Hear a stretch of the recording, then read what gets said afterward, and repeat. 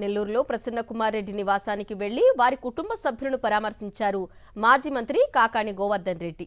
ప్రజానాయకుడైన నల్లపురెడ్డి శ్రీనివాసులరెడ్డి సతీమణి ఇంట్లో ఒంటరిగా ఉన్న సమయంలో రౌడీ మూకలతో దాడి చేయించడాన్ని ఆయన తీవ్రంగా తప్పుపట్టారు. ప్రశాంతిరెడ్డి రాజకీయ విమర్శను తీసుకోలేక ప్రసన్న ఇంటిపైకి గూండాలను ఉసిగొల్పారని మండిపడ్డారు. ప్రసన్నకుమార్ కుటుంబానికి వైఎస్ఆర్సీపీ నెల్లూరు జిల్లా ప్రజలు అండగా ఉన్నారని భరోసా ఇచ్చారు.